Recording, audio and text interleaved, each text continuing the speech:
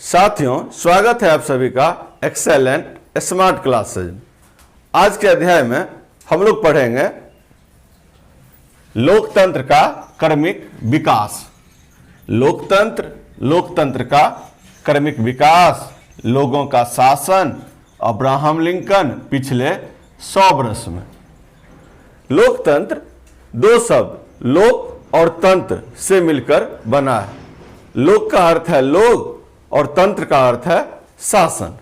ऐसी व्यवस्था जिसमें जनता के चुने हुए प्रतिनिधि द्वारा शासन व्यवस्था को चलाया जाता है तो उसे लोकतंत्र कहते हैं। प्राचीन समय में लोकतंत्र की प्रणाली नहीं हुआ करती थी। किसी देश का शासक राजा बनता था, फिर राजा की मृत्यु होने के बाद उसका पुत्र, फिर उसका पुत्र, फिर उसका पुत्र, इस प्रकार से ये व्यवस्था चलती रहती थी। अमेरिका के पूर्व राष्ट्रपति अब्राहम लिंकन के शब्दों में लोकतंत्र को मढ़ते हैं तो लोकतंत्र जनता का, जनता के लिए और जनता के द्वारा शासन होता है। आज के अध्याय में हम लोग पढ़ेंगे पिछले 100 वर्षों में लोकतंत्र का क्रमिक विकास किस प्रकार से हुआ है, उसकी चर्चा हम लोग करेंगे। सेकेंड है चिली में लोकतंत्र की स्थापना। दक्षिण अमेरिका महादेश, सल्वाडोर आयेंदे 1970, पॉपुलर यूनिटी, शिक्षा, मजदूर, सामाजिक सुधार, विदेशी कंपनी का बहिष्कार। दक्षिण अमेरिका महादेश में चिली नाम का एक देश है। वहां 1970 ईस्वी में सल्वाडोर आयेंदे नाम के एक व्यक्ति पॉपुलर यूनिटी नामक गठबंधन करके वहां के राष्ट्रपति बने। राष्ट्रपति बनने के बाद उन्होंने चिली के विकास के लिए अनेकों काम किए। उन्होंने समाज सुधार के लिए अनेक कार्यक्रम किए और किसानों को जमीन मुहैया कराने के लिए भी योजना बनाई। चिली में शिक्षा व्यवस्था में किस प्रकार से सुधार हो, इसको लेकर भी काम किया और चिली के मजदूरों की हालात कैसे अच्छी हो, इस दिशा में भी काम किया। लेकिन उनके द्वारा किए गए विकास के कार्यों से वहां के चर्च के जो लोग थे, जमींदार लोग जो थे, अमीर लोग जो थे और अन्य जो राजनीतिक पार्टियां के लोग थे, वे लोग उनके द्वारा किए गए कामों से खुश नहीं थे और वहां नौसेना ने विद्रोह कर दिया। नौसेना ने वहां के रक्षा मंत्री को अरेस्ट कर लिया और चिली के राष्ट्रपति से कहा आप देश छोड़ करके चले जाओ। राष्ट्रपति आयेंदे ने कहा मैं देश छोड़ करके कहीं नहीं जाऊंगा और उन्होंने चिली के जनता के नाम अपना संबोधन दिया, चिली जिंदाबाद, मजदूर जिंदाबाद। इस प्रकार से वहां एक चुने हुए राष्ट्रपति को सेना के द्वारा हटा दिया गया, जिसे हम लोग सैनिक तख्तापलट के नाम से भी जानते हैं। जनरल अगास्तो पिनोसे फिर वहां के राजा बने। 17 वर्षों तक उन्होंने राज किया। फिर वहां लोगों में ज्वाला भड़क गई और वहां फिर से जनमत संग्रह हुआ और जनरल अगास्तो पिनोसे साहब हार गए और 1988 ईस्वी में चिली में लोकतंत्र की पुनः स्थापना हो गई। ठीक इसी प्रकार से पोलैंड में लोकतंत्र हेतु संघर्ष। यूरोप जारूजेलेस्की, पोलिश यूनाइटेड वर्कर्स 1980, मजदूर हड़ताल, लेक वालेसा सोलिडेरिटी 1989 ईस्वी, 1990 ईस्वी लेक वालेसा का राष्ट्रपति बनना, लोकतंत्र की स्थापना।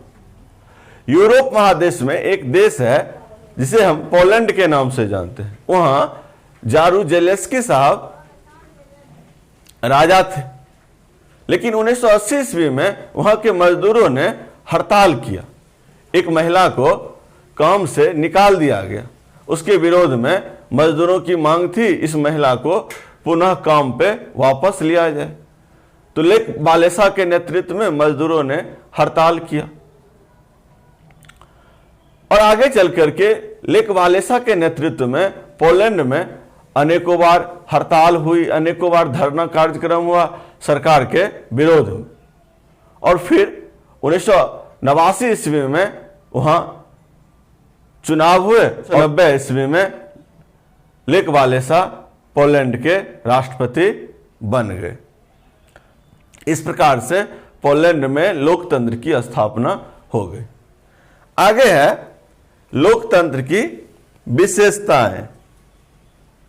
जनता द्वारा चुने हुए प्रतिनिधि द्वारा शासन, नागरिकों को बुनियादी सुविधा, राजनीतिक स्वतंत्रता।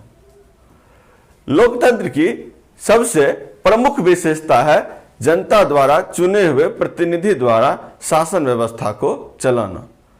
और शासन व्यवस्था का ये दायित्व है उस देश में रहने वाले लोगों को बुनियादी सुविधा, शिक्षा, चिकित्सा, भोजन, वस्त्र, सड़क, बिजली इत्यादि मुहैया कराना। इसके अलावा लोकतंत्र की यह भी विशेषता है राजनीतिक स्वतंत्रता उस देश में रहने वाले सभी लोगों को हो। नेक्स्ट है लोकतंत्र के विस्तार के विभिन्न चरण। प्रारंभिक वैशाली, विदेह, कपिलवस्तु का शाक्य, ईसा पूर्व 6ठी शताब्दी, आधुनिक विश्व में लोकतंत्र, फ्रांस की क्रांति, ब्रिटेन में, अमेरिका और सबसे पहला लिखित संविधान 1789 ईस्वी अमेरिका। लोकतंत्र के विस्तार के बारे में जब हम चर्चा करते हैं तो ईसा पूर्व 6ठी शताब्दी में हमारे देश में कुछ जगहों पर लोकतंत्र की प्रणाली लागू थी। सबसे पहले लोकतंत्र की हम लोग बात करते हैं तो वैशाली में प्राचीन काल से ही लोकतंत्र विद्यमान होने के संकेत मिलते हैं। एग्जाम में भी क्वेश्चन आता है विश्व में सबसे पहले लोकतंत्र की स्थापना कहाँ हुई, तो वैशाली बिहार में। इसके अलावा शाक्य गणराज्य में भी लोकतंत्र था। तो इन सब राज्यों में प्राचीन कालियों में लोकतंत्र के पुख्ता सबूत मिलते हैं। आधुनिक काल की बात हम लोग करते हैं तो सबसे पहले फ्रांस में लोकतंत्र को लेकर के 1789 ईस्वी में क्रांति हुई। उससे पहले ब्रिटेन में 1688 ईस्वी में भी क्रांति हुई थी। अमेरिका में हम लोग जानते हैं 1776 ईस्वी में क्रांति हुई और अमेरिका एक स्वतंत्र देश बना 1776 ईस्वी में। एग्जाम में क्वेश्चन आता है अमेरिका स्वतंत्र कब हुआ, 1776 ईस्वी में। और अमेरिका ने अपना संविधान भी बनाया और 1789 ईस्वी में वहां लिखित संविधान लागू हुआ। एग्जाम में क्वेश्चन आता है सबसे पहला लिखित संविधान कहां लागू हुआ, संयुक्त राज्य अमेरिका 1789 ईस्वी। आगे हम लोग वयस्क मताधिकार 1900 ईस्वी न्यूजीलैंड, श्वेत अमीर पुरुष, भारत 1950 ईस्वी 21 वर्ष, 61वां संविधान संशोधन 1989 18 वर्ष। जब किसी देश में रहने वाले लोगों को एक निश्चित आयु सीमा पूरी करने के बाद वोट गिराने का अधिकार प्रदान किया जाता है तो उसे वयस्क मताधिकार कहते हैं। सबसे पहले वयस्क मताधिकार 1900 ईस्वी में न्यूजीलैंड में लागू हुआ। भारत में जब हम वयस्क मताधिकार की बात करते हैं तो हमारा संविधान जब लागू हुआ 1950 ईस्वी में, भारत में वयस्क मताधिकार उसी दिन से लागू हो गई। कुछ देशों में सिर्फ अमीर लोगों को वयस्क मताधिकार की सुविधा प्राप्त थी। कुछ देश में तो सिर्फ पुरुष लोग वोट गिरा सकते थे, कुछ में था जो सिर्फ श्वेत लोग वोट गिरा सकते थे।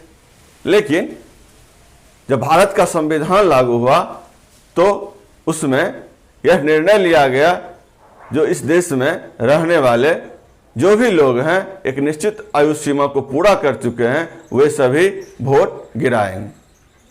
पहले भारत में वोट गिराने के लिए न्यूनतम आयु सीमा 21 वर्ष थी, लेकिन 1989 ईस्वी में जब 61वां संविधान संशोधन हुआ तो उसमें वोट गिराने की न्यूनतम आयु सीमा 18 वर्ष कर दी गई। एग्जाम में क्वेश्चन आता है भारत में वोट गिराने के लिए न्यूनतम आयु सीमा कितने वर्ष? 18 वर्ष। तो रूस में वयस्क मताधिकार 1917 ईस्वी में लागू हुआ, ब्रिटेन में 1928 ईस्वी में लागू हुआ, जापान में 1945 में लागू हुआ, अमेरिका में 1965 में लागू हुआ, स्पेन में 1978 ईस्वी में लागू हुआ, फ्रांस में 1944 में लागू हुआ और ऑस्ट्रेलिया में 1962 ईस्वी में वयस्क मताधिकार लागू हुआ। नेक्स्ट है उपनिवेशवाद का अंत, यूरोप, एशिया, अफ्रीका। 1991 ईस्वी सोवियत संघ का विघटन। विश्व के अधिकांश देशों में, जैसा कि हम लोग जानते हैं, यूरोप महादेश का शासन था। एशिया और अफ्रीका के देशों पर भी यूरोप का शासन था, लेकिन धीरे धीरे सभी देश स्वतंत्र होने के बाद इन्होंने लोकतंत्र की पद्धति को अपनाई। जब सोवियत संघ का विघटन हुआ 1991 ईस्वी में, तो वहां 15 देश स्वतंत्र हुए, उनमें से भी अधिकांश देशों ने लोकतंत्र की पद्धति को अपनाई। हमारे पड़ोसी देश नेपाल की बात करते हैं तो 1948 में वहां भी लोकतंत्र की स्थापना हुई, लेकिन फिर वहां लोकतंत्र को समाप्त कर दिया गया और वहां के शासक राजा बन बैठे। फिर वहां जन आंदोलन हुआ और 2008 ईस्वी में वहां लोकतंत्र की स्थापना हुई। पाकिस्तान हमारा पड़ोसी देश है। पाकिस्तान में भी 1999 ईस्वी में जनरल परवेज मुशर्रफ साहब ने वहां के राष्ट्रपति नवाज शरीफ को हटाकर सत्ता हथियाली, सैनिक तख्ता पलट कर दिया।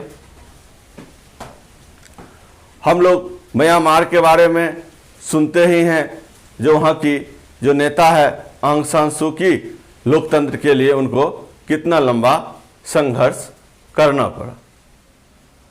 नेक्स्ट है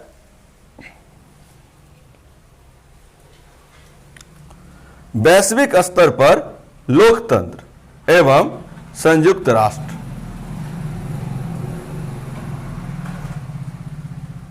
विभिन्न संस्था द्वारा सरकार के जैसे कार्य करना, संयुक्त राष्ट्र 1945 ईस्वी 192 6 अंक। हम ये तो जानते हैं जो स्थानीय स्तर पर भी लोकतंत्र है। स्थानीय स्तर पर जब कोई विवाद होता है, कोई विकास का काम होता है, तो उसको मुखिया, सरपंच, शहरों में मेयर इत्यादि उन कार्यों को देखते हैं। राज्य स्तर पर जब कोई विकास का कार्य होता है या कोई समस्याएं होती है तो उसको राज्य सरकारें संचालन करती है। भारत में कोई बड़ी समस्या होती है या कोई विकास का कार्य होता है तो उसको भारत सरकार देखती है। लेकिन वैश्विक स्तर पर कोई ऐसी सरकार है जो कि पूरे विश्व के शासन व्यवस्था को संभाले, पूरे विश्व में जो भी समस्या है उसका समाधान करे? तो वैश्विक स्तर पर संयुक्त राष्ट्र की स्थापना की गई। 1945 ईस्वी में इसकी स्थापना हुई। एग्जाम में क्वेश्चन आता है संयुक्त राष्ट्र की स्थापना कब हुई? 1945 ईस्वी में। वर्तमान में 192 देश इसके सदस्य हैं और इनमें 6 अंग बनाए गए। कौन कौन 6 अंग हैं? महासभा। महासभा का काम है अंतर्राष्ट्रीय समस्याओं का समाधान करना। जो भी अंतर्राष्ट्रीय समस्याएं आती है उसको समाधान करने का काम महासभा का। नेक्स्ट है सुरक्षा परिषद। 5 अस्थाई 10 अस्थाई। सुरक्षा परिषद में 5 अस्थाई सदस्य हैं और 10 अस्थाई सदस्य हैं। तीसरा है आर्थिक एवं सामाजिक परिषद आर्थिक एवं सामाजिक क्षेत्र में सहयोग। आर्थिक एवं सामाजिक परिषद का काम है विश्व के जिन देशों की आर्थिक स्थिति खराब है उनको आर्थिक एवं सामाजिक परिषद मदद करने का काम करती है। नेक्स्ट है न्यास परिषद, जिसका काम प्रशासनिक व्यवस्था को देखना होता है। अंतर्राष्ट्रीय न्यायालय, विवादों का न्यायिक समाधान। अंतर्राष्ट्रीय न्यायालय का काम है विवादों का समाधान करना। इन सभी कार्यों के लिए एक सचिवालय बना हुआ है जो कि अमेरिका के न्यूयॉर्क में स्थित है। तो आज के क्लास में हम लोगों ने पढ़ा लोकतंत्र का क्रमिक विकास, चिली में लोकतंत्र की स्थापना, पोलैंड में लोकतंत्र हेतु संघर्ष, लोकतंत्र की विशेषताएं, लोकतंत्र के विस्तार के विभिन्न चरण, वयस्क मताधिकार, उपनिवेशवाद का अंत, वैश्विक स्तर पर लोकतंत्र एवं संयुक्त राष्ट्र। आपको यदि ये वीडियो अच्छा लगा हो तो इसे लाइक और सब्सक्राइब जरूर कीजिएगा। धन्यवाद।